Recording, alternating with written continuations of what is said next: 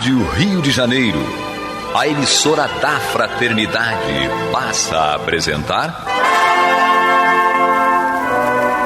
Luz na Penumbra, programa que leva ao seu coração a mensagem da doutrina espírita.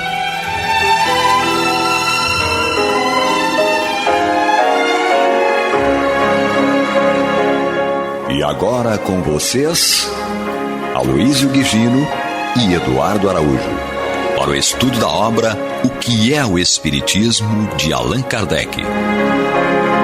Olá, prezados amigos da Rádio Rio de Janeiro, sejam todos muito bem-vindos. Estamos entrando no ar com o programa Luz na Penumbra, desta vez para estudar o livro O que é o Espiritismo, de Allan Kardec. Desta vez porque nós sabemos que o programa Luz na Penumbra, aí de segunda a sexta-feira, estuda todas as obras de Allan Kardec, as obras fundamentais, ditas básicas, assim como o livro O que é o Espiritismo, que hoje estudaremos, o livro Obras Póstumas e a Revista Espírita de Allan Kardec. Então, não tem desculpa para não estudar as obras de Allan Kardec. Aqui na Rádio Rio de Janeiro, você consegue estudar todas essas obras de uma forma continuada, sistematizada, com excelentes companheiros aí que colaboram conosco nestes estudos. Então vamos nós, hoje, o livro que é o Espiritismo, comigo Eduardo Araújo e com ele. Ele sou eu, Aloísio Guigino. E ela? A presença nobre, uma presença especial, sempre maravilhosa no nosso programa e muito inspirada de... Deus seja louvado. De Deus seja Maria louvado? de Fátima Miranda. Não, depois do que ele falou, eu tenho que chamar Jesus, né? Presença de Deus seja louvado na pessoa de Maria de Fátima Miranda. Exatamente, na pessoa de Maria de Fátima Miranda. E o nosso Clever ali só rindo das nossas loucuras na operação técnica. Então vamos lá, ó. Capítulo 2 do livro O que é o Espiritismo. Esse capítulo trata das noções elementares de Espiritismo. E nós estamos no item 91, que é dentro do tópico charlatanismo. É um tópico aí que a gente lamenta que exista, mas ainda é uma realidade, infelizmente. E é um tópico que nossos ouvintes, nossos internautas precisam ficar muito atentos para não serem enganados. Existem muitos companheiros, muitos irmãos nossos mal intencionados que utilizam da mediunidade para enganar, para ter benefícios materiais financeiros. Então fiquemos atentos. Vamos lá então ao item 91 do capítulo 2. Os que não conhecem o Espiritismo, diz Allan Kardec, são geralmente induzidos a suspeitar da boa-fé dos médiuns. Só o estudo e a experiência lhes poderão fornecer os meios de se certificarem da realidade dos fatos. Fora disso, a melhor garantia que podem ter está no desinteresse absoluto e na probidade do médium. Há pessoas que, por sua posição e caráter, estão acima de qualquer suspeita. Fantástico isso daqui. Termina aqui Allan Kardec dizendo: se a tentação do lucro pode excitar a fraude, o bom senso diz que o charlatanismo não se mostra onde nada tem a ganhar. E aí é uma citação, pedindo que a gente veja o livro dos Espíritos, livro dos Médiuns, no seu capítulo 28, item 304, e também cita a Revista Espírita 1862. Isso aqui é fantástico, porque corrobora o que o Aloísio falou na semana passada, que só o estudo e a experiência eles poderão fornecer os meios de se certificarem da realidade dos fatos. Sem conhecimento da doutrina, qualquer pessoa está sob risco de ser enganado.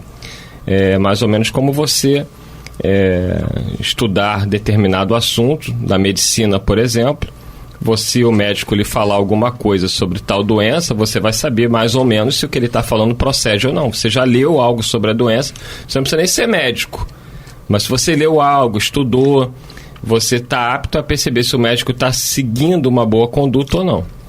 A mesma coisa com a mediunidade. Se você não conhece nada, você não precisa ser médium, você não precisa ser uma pessoa que trabalha ativamente na área mediúnica. Mas se você estuda a doutrina, se você já leu o Livro dos Médiuns, se você escuta a Rádio Rio de Janeiro, dificilmente você vai ser enganado por pessoas mal intencionadas. E o outro ponto que ele coloca, que também é fantástico, que é o desinteresse absoluto e a probidade do médium.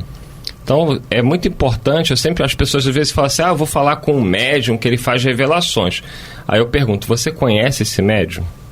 Não conheço não. Então procure conhecer, procure observar, porque a conduta moral do médium é que vai dar uma garantia daquilo que vem por ele. Não é que seja uma garantia infalível, conforme dizia Chico Xavier, mas a conduta moral, a probidade, como diz Allan Kardec, tem muito a dizer sobre aquilo que vem por aquela pessoa. Isso é muito importante, porque Kardec aqui nos dá uma diretriz para que nós possamos, ao adotá-la, nós possamos evitar sermos enganados, tá? E esses são os pontos principais que foram ressaltados aqui. Em primeiro lugar, se há algum retorno em termos de interesse do médium naquele evento, naquele fenômeno que está, entre aspas ou não, está ocorrendo. Se há algum retorno, algum pagamento, alguma coisa assim, já é um caso para nós desconfiarmos da veracidade e do valor daquilo que está sendo colocado. Segundo, quem é o médium? Qual é o valor moral daquele médium? Porque os médiuns com mais elevado estado moral ou desenvolvimento moral, eles não se permitem, certo, essas ações de enganação, de charlatanismo. E o terceiro, certo, nós nos certificarmos de uma realidade dos fatos que estão sendo colocados. Então é muito interessante que nós sempre reflitamos a respeito daquilo que nos está chegando e não simplesmente adotemos aquilo que nos está chegando, porque isto dá aso, dá margem a que nós sejamos enganados. Para maiores detalhes, nós temos aqui, conforme lembrou, e como está aqui a chamada no nossa obra, o que é o Espiritismo, o capítulo 28 do Livro dos Médiuns, que fala do charlatanismo, do embuste, dos médiuns interesseiros, de fraudes espíritas, etc. E também a Revista Espírita de 1862. Vamos lembrar que a Revista Espírita foi um grande laboratório de estudos de Kardec. Kardec disponibilizava para todos experiências, conclusões, comunicações, chamadas, orientações, tudo a respeito do que nós precisamos na Revista Espírita, que começou a ser publicada em 1858 e foi até 1869. Então tem muito material, mas muito material, e nós hoje em dia temos inclusive um glossário, certo? Para que nós possamos encontrar dentro da Revista Espírita aquele tema que nós estamos pesquisando, que nós estamos buscando um conhecimento mais sólido, mais real daquilo que nós temos ainda dúvidas ou necessidades. Então a Revista Espírita é um grande repositório de conhecimentos para todos nós. O que nos chamou a atenção, o item é todo muito objetivo, quando ele diz assim: há pessoas que, por sua posição e caráter, estão acima de qualquer suspeita. E aí nos lembramos do Livro dos Espíritos, no item 895, quando ele vai falar do interesse pessoal. E ele faz uma colocação assim, na resposta os Espíritos dizem: onde não há o verdadeiro desinteresse é coisa tão rara na Terra que é admirado como fenômeno quando se manifesta. E aí nós vamos refletir, quando ele diz que esse verdadeiro desinteresse é tão raro, quer dizer, a grande maioria de nós se enquadra ainda na condição de que pessoas que se nutrem de interesses pessoais, né? E outro dia, fazendo um estudo sobre livre-arbítrio e egoísmo, nós estávamos refletindo como nós devemos, que recurso nós podemos usar, né, para apurar essa nossa condição íntima e trabalhar esse desinteresse pessoal, para que um dia venhamos a ter essa posição e caráter tão dignos de estar acima de qualquer suspeita. É justamente as intenções, né? Quando nós começamos em todas as situações que a vida nos traz, no dia a dia, de forma sutil, dentro de casa, nos afazeres domésticos, na rua, com os amigos, na casa espírita, em sociedade. Quando nós nos postamos, quando nós nos posicionamos, quais são as nossas verdadeiras intenções? Porque às vezes nós estamos crentes que a nossa intenção é a melhor, mas existe uma situação ali embutida que nos escapa, porque ainda faz parte da nossa imperfeição. Então nós vamos lidar com isso por longo tempo, mas já temos recursos ao nosso alcance para que venhamos nos observar melhor, porque esse é o processo educativo a que a doutrina nos convida, não é? Diante das situações das pessoas, dos fatos da vida, quando nos posicionamos ou nos manifestamos, qual é a nossa verdadeira intenção? E é aí que nós refletimos o Chico. É por isso que ele é uma dessas criaturas que nós colocamos acima de qualquer suspeita. Porque ele realmente não tinha interesse pessoal nenhum em prevalecer diante de alguém, em convencer alguém, em dominar alguém, né? E nós somos esses espíritos ainda carcomidos por esses desmandos lá de trás, onde tínhamos sempre uma intenção subliminar, ali velada. Então precisamos nos exercitar. Que façamos isso no dia a dia, nas coisas mais simples, na vida de relação, no comércio, quando nós vamos lidar com a compra de alguma coisa, com a venda de alguma coisa, que sejamos pessoas idôneas, mas não para que o outro nos veja, mas para que nós nos percebamos nos esforçando. É esse o detalhe. Porque essas criaturas que apresentam esse desinteresse pessoal a ponto de ser visto como um fenômeno quando se manifesta, é porque são pessoas que foram trabalhando isso em algum lugar. E nós precisamos aqui agora começar esse trabalho. Sem pressa, sabe por quê? Porque amanhã é amanhã, o presente é hoje. Então, no dia de hoje, aquele que está nos ouvindo, se quiser apurar essa condição íntima a nível de contar com a confiabilidade dos bons espíritos, vamos buscar nos conhecer, vamos buscar nos perceber, porque existe uma relação mediúnica nessa coisa muito velada do dia a dia. Os espíritos atuando sobre nós, interagindo em nossa vida, influenciando nossas decisões e nos fazendo de joguete se nos colocarmos de forma tão largadas e invigilante. Isso aí é muito importante. Na realidade, o que você está chamando a atenção é o nosso desenvolvimento moral, certo?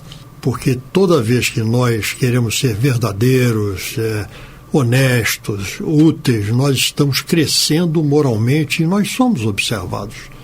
E essa observação que é feita de cada um de nós por aquilo que nós até pensamos, falamos ou fazemos é que vai construir essa imagem do nosso caráter e o que nos dará ou não credibilidade.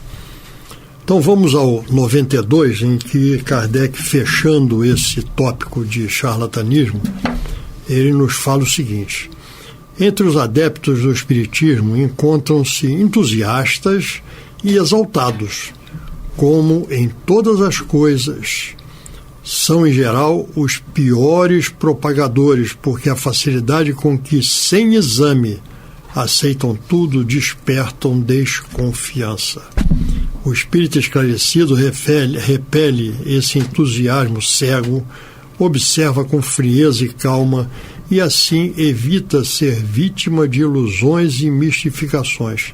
A parte toda a questão de boa-fé, o observador novato deve, antes de tudo, atender à gravidade do caráter daqueles a quem se dirige.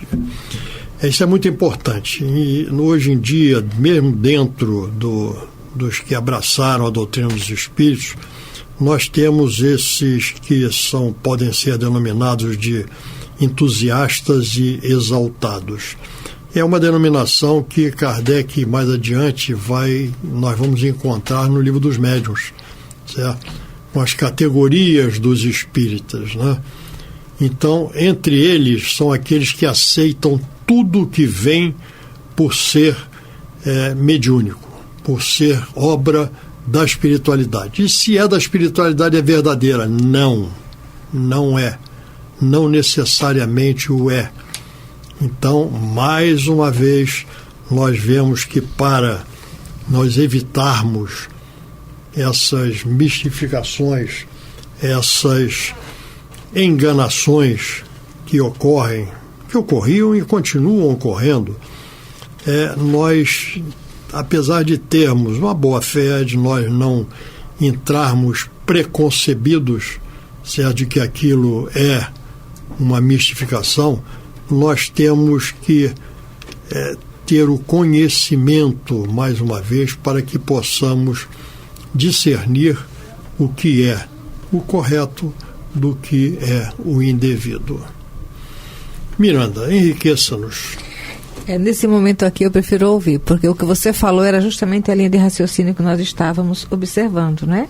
Mas ainda fica a última colocação. O observador novato deve, antes de tudo, atender à gravidade do caráter daquele a quem se dirige. Quer dizer, observação, não é? Porque para que nós tenhamos a acessibilidade de perceber a autenticidade e a idoneidade daquele que se manifesta, seja espírito encarnado ou desencarnado, nós temos que ter uma bagagem de estudo para fazer essa análise. Né? Se eu não tenho um conteúdo próprio que me auxilia a fazer essa reflexão, eu ainda posso ser iludido facilmente. E vamos ser durante muito tempo, como nós falamos, porque o nosso nível de imperfeição é muito evidente. Mas aquele que está se interessando de verdade em compreender a doutrina espírita e se envolver mediunicamente com os fenômenos, que ele busque a cada dia estar aberto para ouvir o outro, não é? Ainda sabendo, olha, às vezes lidando com situações onde está tão enfático o embuste, o charlatanismo, nós observamos, analisamos, silenciamos e guardamos para nós a experiência. Se o outro nos pede a cooperação, nós nos manifestamos. Do contrário, oramos e deixamos que Jesus dirija, porque ainda poderemos criar algumas situações difíceis, né? Lembrando ainda do Chico, naquela colocação que o Raul Teixeira fala, no livro Diretrizes de Segurança. Quando Raul, falando sobre mistificação, ele diz que certa vez perguntou ao Chico se ele, Chico Xavier, já havia sido instrumento de alguma mistificação. E o Chico falou, sim.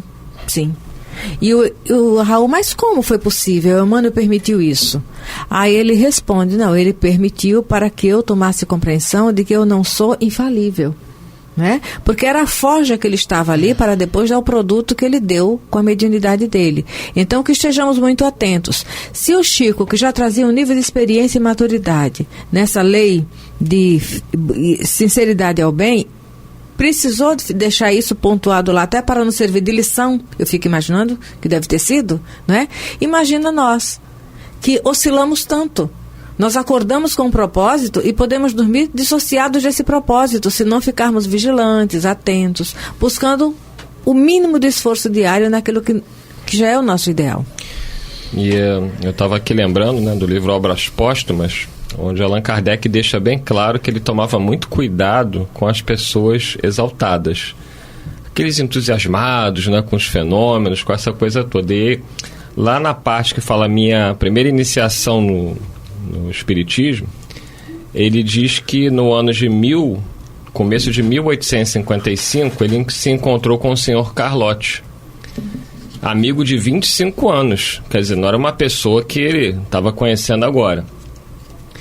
E o senhor Carlotti já falou falou sobre os fenômenos durante cerca de 1 hora, com entusiasmo que consagra todas as ideias novas. Ele era corso, de temperamento ardoroso, enérgico, e eu sempre lhe apreciara as qualidades que distinguem uma grande e bela alma. Porém, eu desconfiava da sua exaltação. Então, Kardec falou, ele está muito exaltado, não sei se é bem como ele está falando, não. Foi o primeiro que me falou da intervenção dos espíritos, me contou tantas coisas surpreendentes que longe de me convencer, aumentou as minhas dúvidas. Um dia o Senhor será um dos nossos, ele concluiu. Não direi que não, respondi-lhe, veremos isso mais tarde. Passado algum tempo, pelo mês de maio de 1855, fui à casa da sonâmbula senhora Roger, em companhia do senhor Fortier, seu magnetizador. Lá encontrei o senhor Patier e a senhora Planemezon, que daqueles fenômenos me falaram no mesmo sentido em que o senhor Carlotti se pronunciara, mas em tom muito diverso. O senhor Partier era funcionário público, já de certa idade, tipo a Aloysio Guigino aqui, ó, muito instruído e de caráter grave, bem parecido com o senhor Partier, né? O Aloysio Guigino. Quem sabe?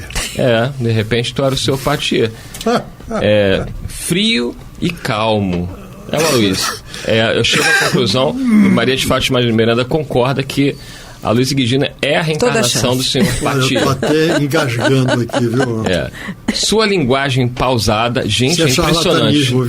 Ó, sua linguagem pausada, isenta de todo entusiasmo, só pode ser o Aloysio, produziu em mim viva impressão.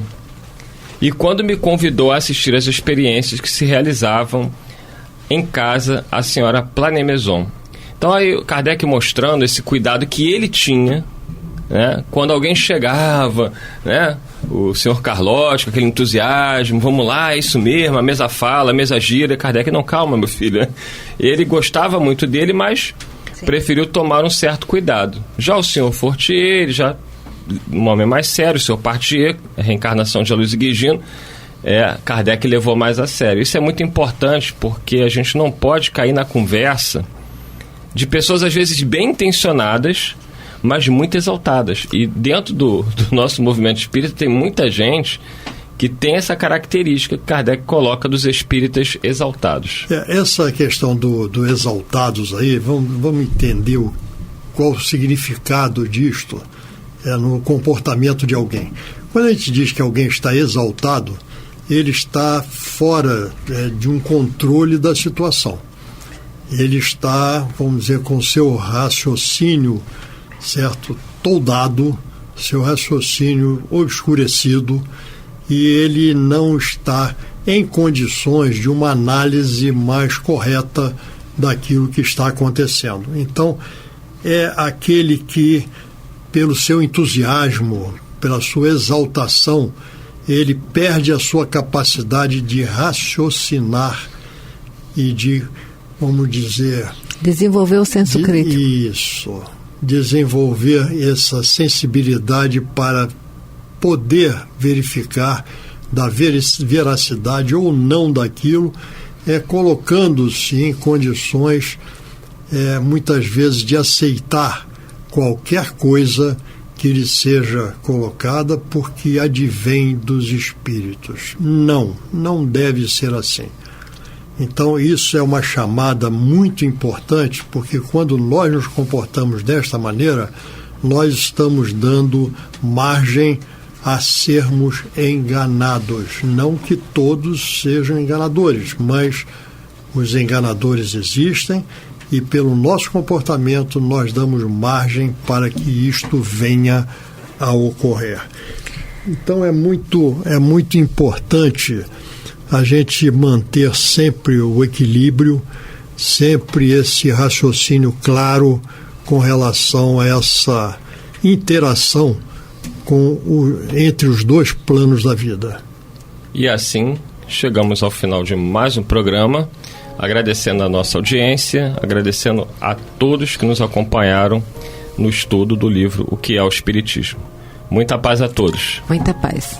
Muita paz a todos. Graças e até a o Deus. Próximo encontro. Valeu.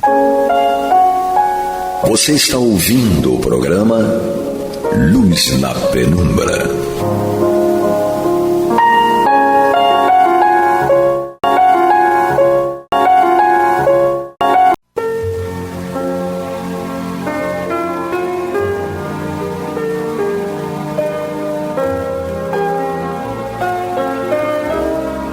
Rádio Rio de Janeiro está levando ao seu lar e ao seu coração a mensagem consoladora da doutrina espírita, através do programa Luz na Penumbra.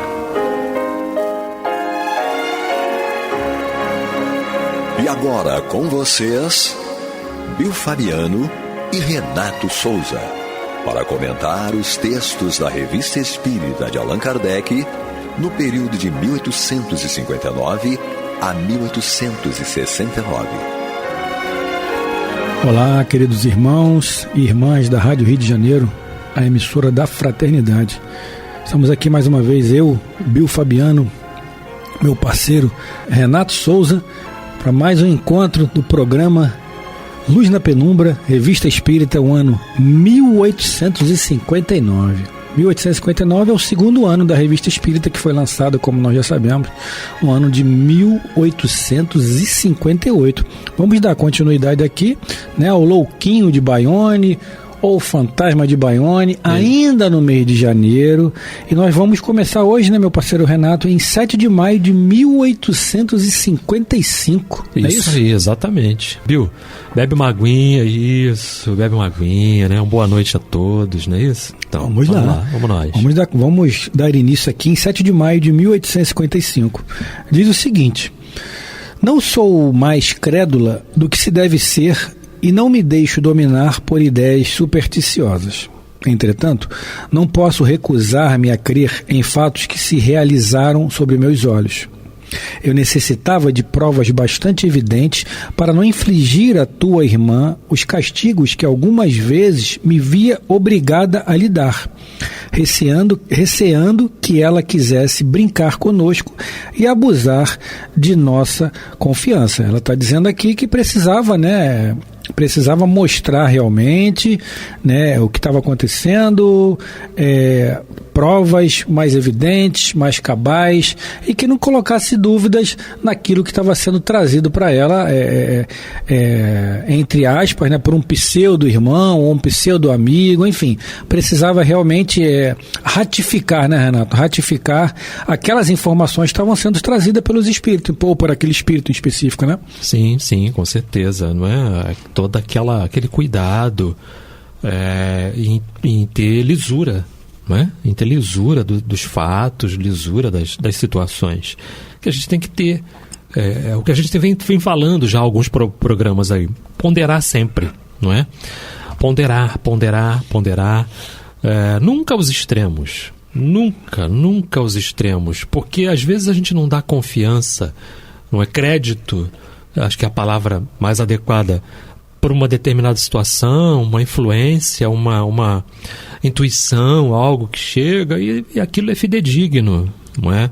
Então, ponderar sempre, verificar o ambiente, verificar as coisas que estavam acontecendo ao seu redor, para que você pudesse ter certeza, não é? Ter certeza de tudo, com certeza. E nunca os extremos, né, Renato? Seria não acreditar em tudo e nem deixar de acreditar em nada, né? Claro. Não é isso? Claro, sem dúvida. Conforme nos aconselham mesmo, né? Exatamente.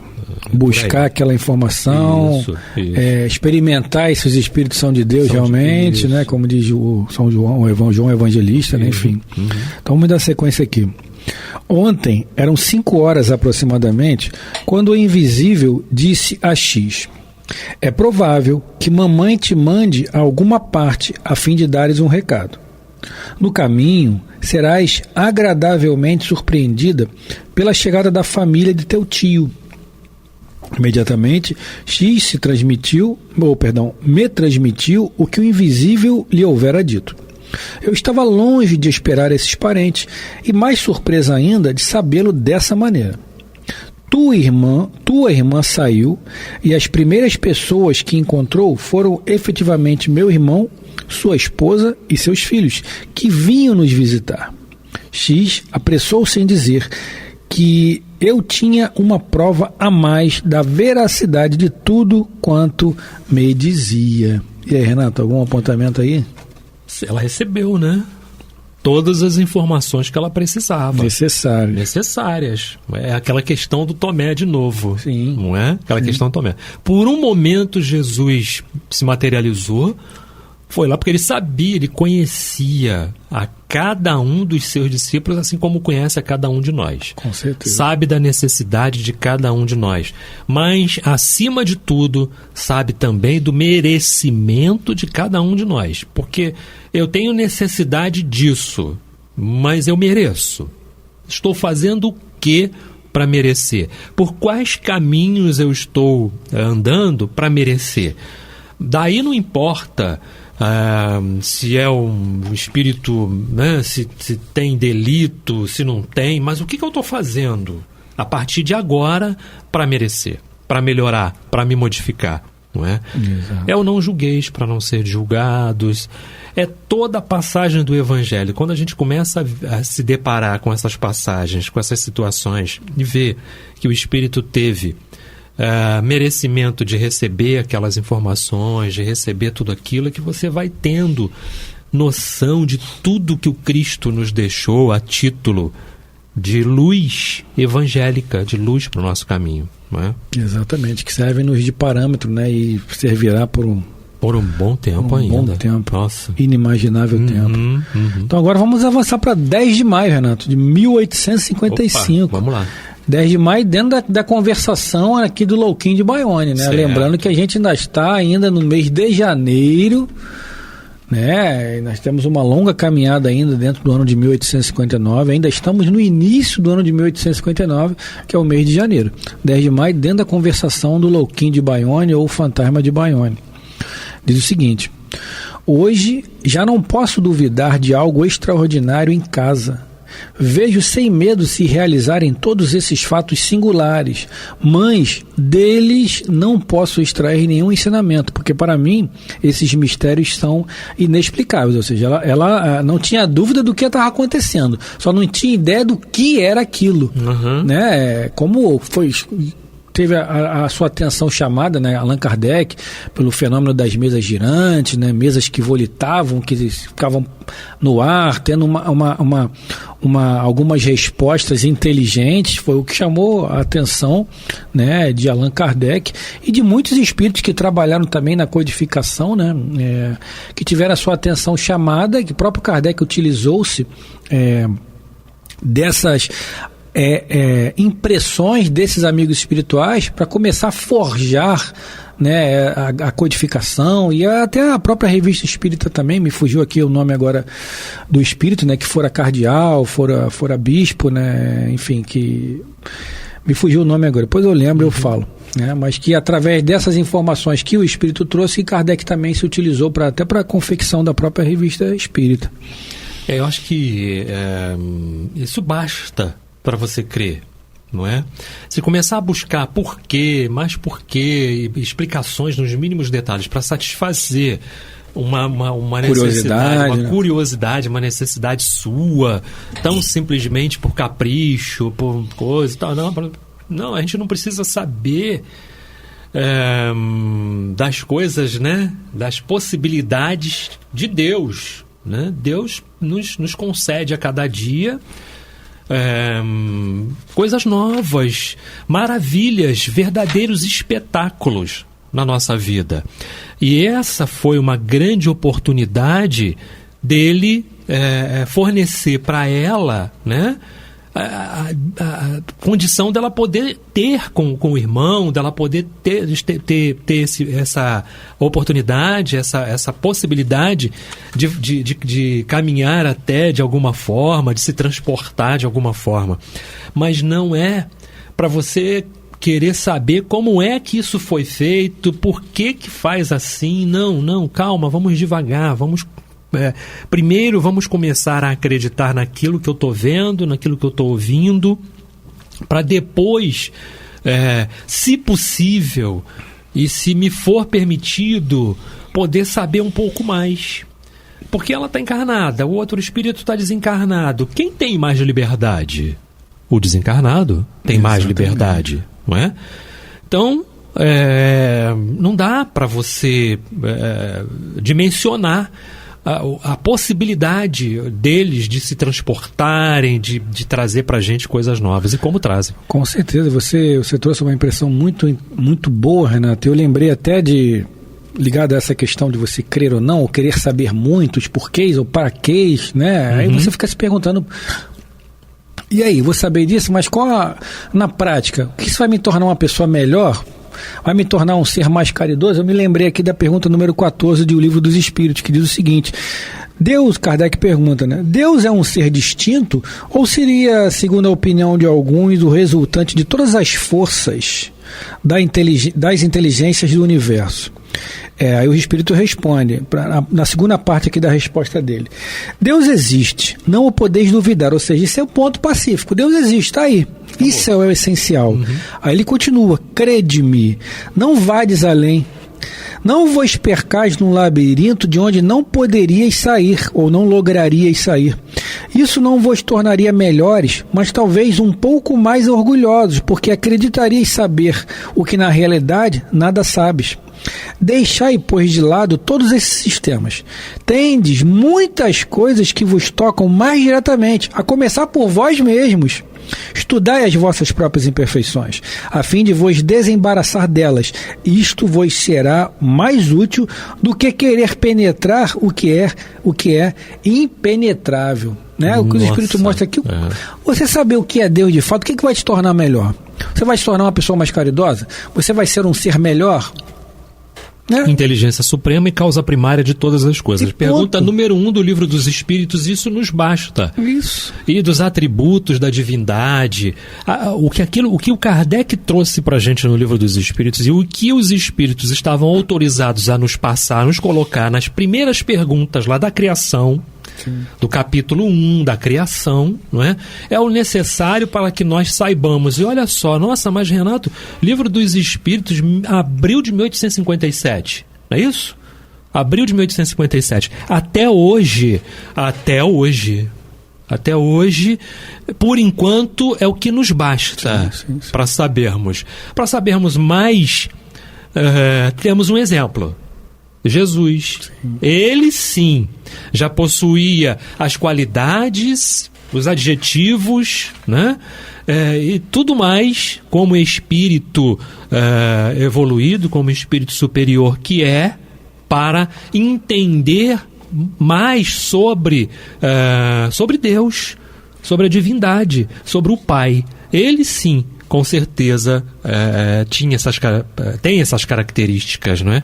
Para poder entender. Nos falta ainda muito. A gente costuma dizer assim, nosso modelo, nosso futuro, nosso objetivo é Jesus. Mas até Jesus, por quantos ainda teremos que passar? Conversávamos, eu e o Jefferson na técnica no dia que estávamos no programa analisando os fatos, sobre Chico, não é? Também. E o que vamos, né, pensar assim, nossa, para chegar até Chico falta muito. E Chico, olha só, que exemplo, né, de coração puro. Mas o Chico precisa ainda de outras reencarnações, claro, sim e tal, mas ele está um passinho à frente, não está não, Bill? Com toda certeza, estamos aqui no programa Luz na Penumbra, Revista Espírita, o ano de 1859, dando sequência ao mês de janeiro ainda. E seguindo essa linha que você trouxe aí, Renato, voltando à codificação, né, que é sempre o nosso ponto de partida, não tem como, ainda no primeiro capítulo lá da primeira parte, na pergunta 11, um dia será dado ao homem compreender o mistério de Deus, né? Um dia será dado ao homem compreender o mistério de Deus? Os Espíritos respondem, quando seu espírito não estiver mais obscurecido pela matéria e pela sua perfeição estiver próximo dele, então ele o verá e o compreenderá. É o que o Cristo, né, e tantos outros espíritos aí, mas logicamente a gente tem o Cristo como parâmetro, já entende, já vê, já compreende, entende efetivamente o que é ser inteligência suprema e causa primária de todas as coisas, porque nós não temos essa compreensão ainda, né? Não, nos basta isso aí e pronto, e não queiramos ir mais além, porque a nossa insuficiência de sentidos não é, vai nos deixar enfermos. E doente, acaba ficando doente realmente mentalmente, porque o cérebro entra em parafuso. Pifa, e vai dar ruim. Dá ruim. Exatamente. Exatamente. E vamos dar sequência aqui, né, Renato? Vamos lá. Ontem, né? É isso aí. Isso. Ontem, depois de ter posto ordem na casa, e sabes que faço questão dessas coisas, o invisível disse a X que, malgrado as provas que havia dado de sua intervenção em todos os fatos curiosos que te narrei, eu sempre tinha dúvidas que ele queria fazer desaparecerem completamente. Sem que se tivesse ouvido qualquer ruído, 1 minuto foi suficiente para pôr os cômodos em completa desordem. Olha só. Nossa, a influência. A influência. O efeito físico ali bem contundente, né? Sobre o assoalho, uma substância avermelhada havia sido derramada. Creio que era sangue. Se tivesse sido somente algumas gotas, eu teria pensado que X se tivesse cortado ou sangrado o nariz, mas imagina que o assoalho estava inundado. Essa prova bizarra deu-nos um trabalho considerável para fazer com que o piso do salão readquirisse o seu brilho primitivo. Aí agora vai acreditar, porque ele ficou esfregando ali o chão, né, para arrumar, para limpar, então não tinha como duvidar, né, Renato? Como é que isso veio para cá? Como, Renato? Como é que isso aconteceu? Não é?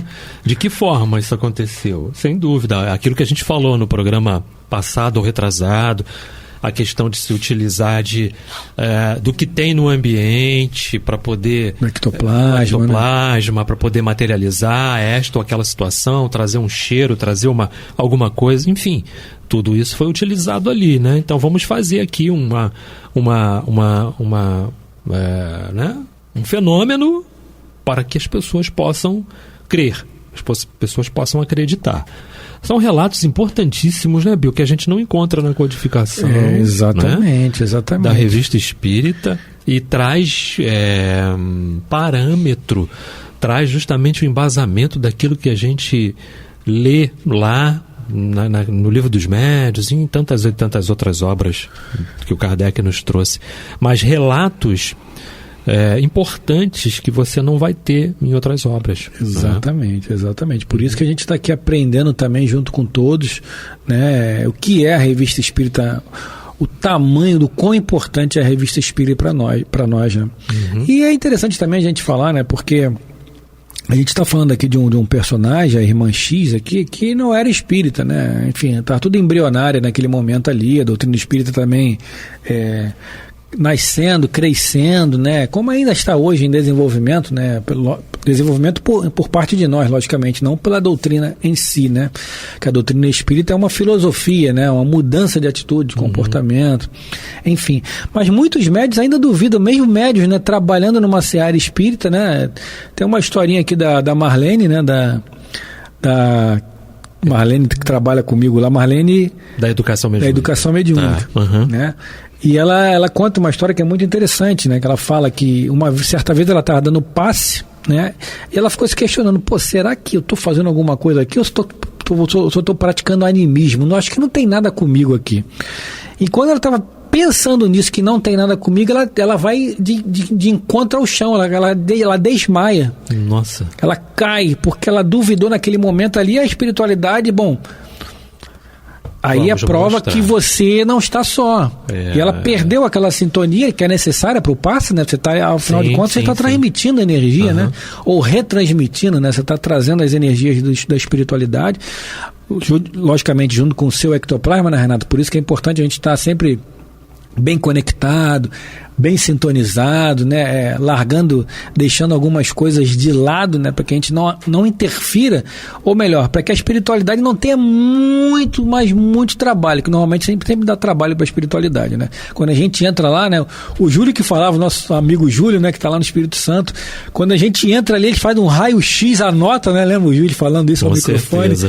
Faz um raio-x, anota tudinho ali para eles trabalharem em cima disso. Imagina quantos cadernos eles se utilizam, né, Renato, quando a gente bota os pés ali, né, para trabalharem em nós. Então, a gente sim, está sempre para os médios, né, que duvidam, e muitos médios duvidam, e até seja lícita essa dúvida, né, enfim. Mas a espiritualidade está ao nosso lado. Nós não precisamos mais hoje duvidar como a Irmã X duvidava, né? Não, de forma nenhuma, né? Eu costumo dizer também, né, que a gente chega lá, eles pegam o nosso relatório. Vai lá, pega a fichinha do Renato, aí pega a ficha do Renato, né? Fichinha não, né? Extensa. Pega o relatório. É um BO, né? É um BO. Pega o relatório do Renato, né? Pega lá, aí você, isso aqui é o que ele já tem, não é? Que a gente está tratando. E o que ele está trazendo hoje? Né? Anota aí o que ele está trazendo hoje. Ele nasceu com ele, encarnou com isso. Isso aqui ele já reencarnou com isso aqui, tá? Essas páginas todas aqui, tá? Ele já reencarnou com isso. Mas o que ele está trazendo hoje? Ele está trazendo isso. Anota aqui que tem remedinho para isso também, não é? Exatamente. Porque senão, imagina, né? E assim, mesmo assim, às vezes você se desconecta do trabalho, não é? E as situações caem, porque você se desequilibra mesmo. Esse relato que você trouxe da Marlene é importante, porque você se desequilibra mesmo. É um desequilíbrio mesmo, ouvintes. Sim. Não é? Desequilíbrio real, né? Físico mesmo. Físico. É nesse sentido. Porque você é tomado por uma energia, não é? É a mesma energia de quando você para fazer sua prece. Em casa, em qualquer lugar. Você parou, fechou seus olhos, se conectou, você está ligado àquilo. O médium que trabalha na mesa, por exemplo, não é? Lá com as mãos sobrepostas à mesa, cada médium tem uma sensação diferente. Cada um tem uma sensação diferente. Eu fiquei na mesa algumas vezes, enfim, mas há momentos em que eu vou ficando de cabeça para baixo. Parece que eu estou de ponta cabeça. Não é? Então imagina se você se desconcentra. Você pode até cair da cadeira. Sim, sem dúvida. Você pode cair da cadeira, você pode ter um movimento involuntário, um espasmo que chama, não é? Um espasmo do corpo físico ali e tudo. Mas é importante você ter citado a questão dessa ligação, não é? Porque na hora da prece é a mesma coisa. Se você ouve um barulho, você desconectou, você leva um susto. Quando nós voltamos muito rapidamente para o nosso corpo físico, na hora de acordar, o espírito volta numa velocidade, né, inimaginável, entrou no teu corpo, você já acorda naquele susto, nossa, não é? E quando você leva um susto realmente, você está concentrado em algo. Eu estou concentrado na leitura aqui. Aconteceu algo fora do que está aqui no ambiente, você se assusta, seu coração dispara. É uma quebra. Há uma quebra de equilíbrio, e é a mesma coisa. Então isso pode mexer com o teu equilíbrio, né? No caso do corpo físico ali, você tontear, e você cair, você tropeçar, e você... Sim, tudo sim. isso, né, Bill? Sim. Por isso que a nossa doutrina, a doutrina espírita, ela preza muito pela consciência do médium, né? Consciência que eu digo está desperto ali, tá, lógico, acoplado ao espírito ali mentalmente, mas ele está consciente do que está acontecendo com ele, porque senão realmente ele pode falar um monte de besteira, às vezes espíritos ainda enraizados no mal, né? Trazem aquelas impressões deles ainda muito trevosas, ou raivosas, ou bélica. Então o médium tem que estar atento justamente na questão física ali, para não falar besteira, não falar tudo que o espírito está inspirando ali, e também para se manter em equilíbrio, porque às vezes o espírito vem com muita pressão na gíria, falando com muita pressão, e você acaba desequilibrando realmente fisicamente, pode até cair. Por isso que tem que estar sempre atento, nunca desligado, né? O médium tem que estar sempre ligado. Acabou. Então é esse, pessoal. Esse mais um programa Luz na Penumbra, Revista Espírita, ano de 1859. Estamos aqui juntos, mais uma vez, agradecendo. Bill Fabiano, Renato Souza, agradecendo a todos vocês a participação. Beijo no coração de todos. Renatão. Até o próximo programa, se Deus quiser. Muita paz.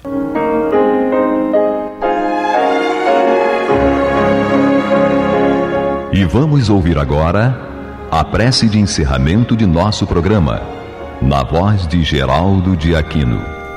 Jesus, dá-nos coragem para a luta, piedade para os insultos e misericórdia para as injustiças e ingratidões. Limpa nossa alma de inveja e ambições mesquinhas, de ódio e de vingança o nosso caminho. E que dentro em pouco, ao recolher-nos de novo ao calor do nosso leito, para que o sono nos dê a paz e o esquecimento das tristezas humanas, possamos sentir, Senhor, no mais íntimo de nosso ser, a doçura indefinível do Teu amor e a grandeza incomparável da Tua divina presença. Que assim seja.